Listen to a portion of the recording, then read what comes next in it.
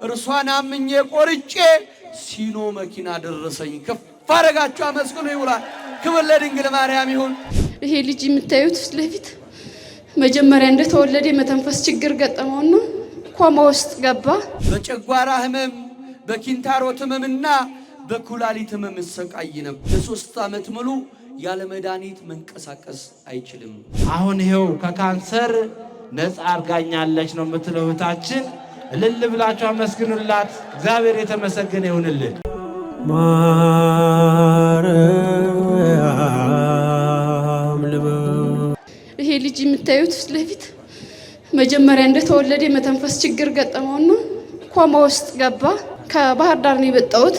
እመቤቴ እባክሽ ልጄን ስጭኝ አልኳት። ከዛ በ8ኛው 3ኛ ቀኑ ላይ በቃ እንደማይተርፍ ተነገረኝ። እመቤቴ ያለች እሷ ስለሰጠችኝ አትወስድብኝም አልኩኝ። ከዛ በ8ኛው ቀን ድኖ ተሰጠኝ፣ እግዚአብሔር ይመስገን። ለሁለተኛ ጊዜ ደግሞ እንደዚሁ ታመመና ሆስፒታል ሪፈር ተብዬ ተኛና አይሲ ውስጥ ገብቶ በጣም ተቸገር። መተንፈስ በትቦ ነበር የሚተነፍስ። ከዚህ ስውሯ ማርያም ስላድኗን ሰጡኝና እህቴ አንዲት ያጎት ልጅ ናት ሰጠችኝና እንደመቤቴ ንገሪያት ለስውሯ ማርያም አለችኝ። የት እንዳለሽ አላቅም እመቤቴ፣ ቦታሽ የት እንደሆነ አላቅም፣ ግን ልጄን ስጭኝ እመቤቴ አልኳት። ከዛ ወዲያውኑ እጄ ላይ ሞተ። ልጁ በህይወት አልነበረም፣ ሞተብኝ እጄ ላይ እንደዛ እየነገርኳት። ከዛ እባክሽ ስጭኝ እመቤቴ፣ ቦታሽ ላይ መጥቼ ልጄን አሳይሻለሁ፣ መልሽልኝ አልኳት። እግዚአብሔር ይመስገን እመቤቴ ተመስገን። እስኪ ተመስገን እልል በሉልኝ እስኪ።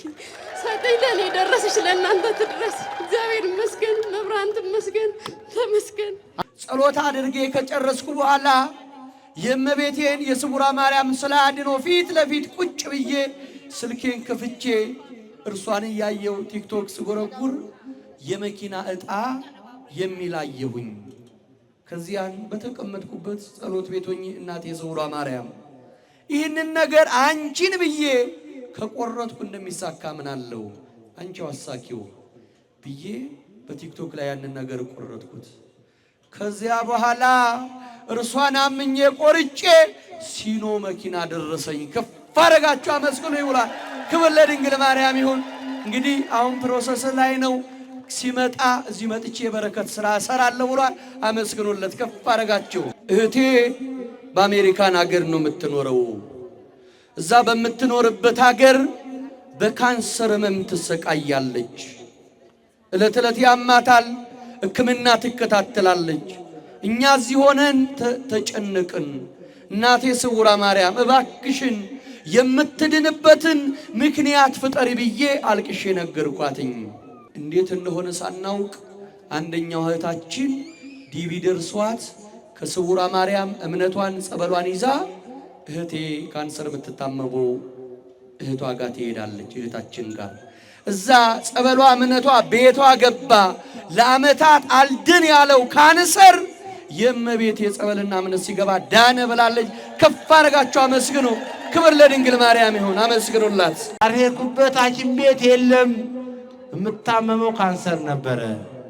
ስለዚህ ወደ ስውሯ ማርያም ሲነገር ሰማው። መጣው ደጇ ላይ እንባዬን አፍሼ ነገርኳት። አሁን ይሄው ከካንሰር ነፃ አርጋኛለች ነው የምትለው እህታችን። እልል ብላችሁ አመስግኑላት። እግዚአብሔር የተመሰገነ ይሁንልን። ለ1 ዓመት ሙሉ የሚያስጨንቀኝ ነገር ነበረ። ለሰው ብነግር ሰው መፍትሄ ሊሰጠኝ አልቻለም። እየተጨነቅኩን ቆየሁኝ። ዝናዋን ሰምቼ እዚህ መጥቼ እናቴ ስውሯ ማርያም ያስጨነቀኝን አንቺ ታውቂያለሽ፣ ጭንቄን አርቂ አልኳትኝና ሄድኩኝ። በ15 ቀን ውስጥ ዓመት ያስጨነቀኝ ተወገደልኝ። ኧረ አመስግኑልኝ ብሏል። አመስግኑለት። ስለቱን 21,000 ብር በአካውንት አስገብተዋል። ጓደኛዬ ኡጋንዳ የሚባል ሀገር ሂዳ ነበርና በጣም ትሰቃይ ነበረ። የምትሰራበት ቦታ ልብሷን ፓስፖርቷን ቀምቶ በጣም ያሰቃያት ነበረ የሚያሰራት ሰውዬ። ከዛ በኋላ ስውሯ ማርያም ትሰማሻለች፣ በእናትሽ ጸሎት አድርጊልኝ አለችኝ ማለት ነው። ከዛ በኋላ ስደውልላት ጸሎት አድርጌልሻለሁ ስላት $1,500 ካልከፈልሽ ወደ ኢትዮጵያ አትሄጂም ይላታል፣ የሚያሰራ ሰውዬ ማለት ነው። ከዛ የዛሬ 2 ሳምንት እዚህ መጥቼ ስውሯ ማርያም አልቅሼ ጓደኛዬ ወደ ሀገሯ እንድትረግጥ ብሩ ክፈሉ የተባለች ደግሞ ብር የላትም ማምላክ አንቺ ድብቅ አርገሽ ወደ ሀገሯ አብቂያት አልኳት። ከዛ $1500 ክፈይ የተባለችው ሳትከፍል ፓስፖርቷ ሰጥቷ ልብሷን ሰጥቷ ስውሯ ማርያም እቅፍ ድግፍ አርጋ ወደ ሀገሯ አብቅታልኛለች። እልል ብላችሁ አመስግኑልኝ።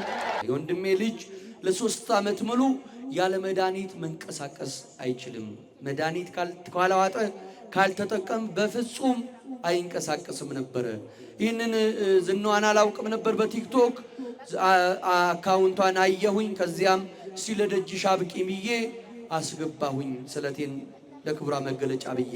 ከዚያ በኋላ ሰዎች ነግሮኝ ወደዚህ መጣን። እዚህ መተን ጸበል ከተጠመቅን በኋላ ለ3 ዓመት ሙሉ ያለ መድኃኒት የማይንቀሳቀሰው ልጅ አሁን ራሱ ሄዶ ተጠምቆ እየተመለሰ ነው ያለ ምንም መድኃኒት። ከፍ አድርጋቸው አመስግኑ ብሎ አላመስግኑ።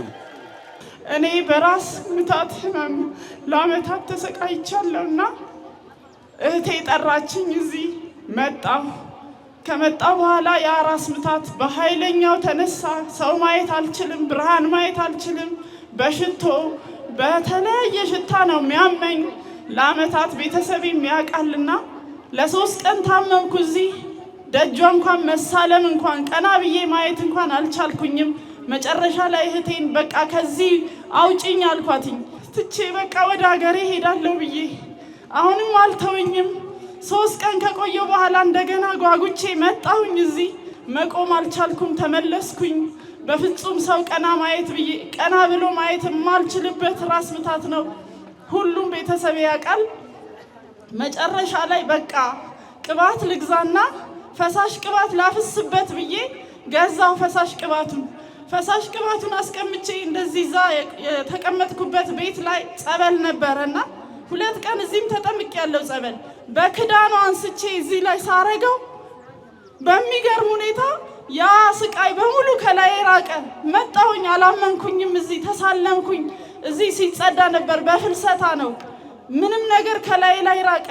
እቤቴ ሄድኩኝ። እስከ ዛሬ ድረስ ያ ራስ ምታት የለም፣ ድኛለሁ። እመቤቴን አመስግኑልኝ።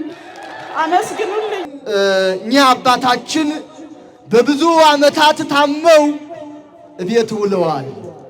ነገር ግን እናታችን ወደዚህ ቦታ ላይ መጥተው ድንግል ማርያም ለብዙ የደረሽም አምላክ ለኔም ለባለቤቴ ድረሽና ፈውሽልኝ፣ ለደጅሽ አብቂልኝ ብዬ ተማጽኜ ድንግል ማርያምን እንቤና አብሼ ጠይቄ ጸበሉንና እምነቱን ይዤ ሄድኩኝ።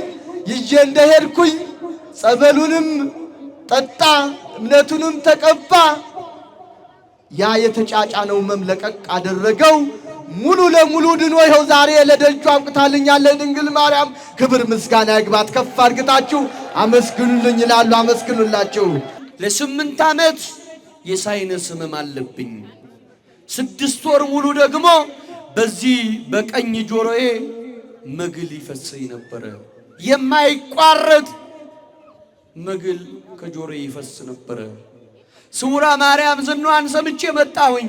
እምነቷን ጸበሏን ተጠመቅኩኝ።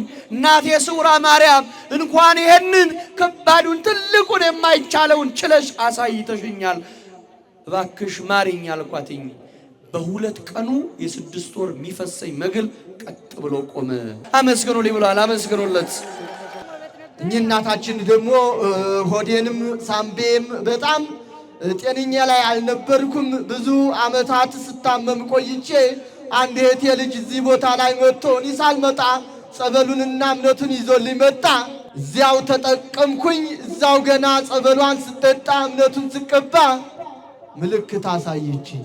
ከዚያን እያልኩ ድጋሜ ጸበሉን ስጸበል ሙሉ ለሙሉ ብዙ ዓመታት ስሰቃይበትን የኖርኩትን እመም ድንግል ማርያም በጸበሏ ፈውሳኝ ዛሬ ለምስክርነት በመካከላችሁ መጥቻለሁ። ክብር ለድንግል ማርያም። አመስግኑልኝ ይላሉ። አመስግኑላችሁ። ባለቤቴ በዲክስ ምክንያት ቤት ውስጥ ቀረችብኝ። መራመድ አትችልም። ሽንት ቤት ራሷን ችላ እግሯ ላይ መቀመጥ አንችልም። ወንበር ገዝተን ቀደን ነው የምትጠቀመው፣ እርሱም በሰው ድጋፍ። ሐኪም ቤት ስንወስዳት ሰርጀሪ መሰራት አለባት። ቆማ እንድትራመድ ከተፈለገ ሰርጀሪ መሰራት አለባት አሉኝ። እኔ የጅቡቲ ሹፌር ነኝ። ስናዋን ሰምቼ ስውሯ ማርያም በፍጹም ሰርጀሪ አትሰሪም፣ ስውሯ ማርያም ወስድሻለሁ በምርኩዝ ወይም ደግሞ ባልጋ ሸሽጄ እየተራመሽ ትመለሻለሽ አልኳትኝ። እዚህ መጣን። ጸበሏን እምነቷን ተጠቅምን።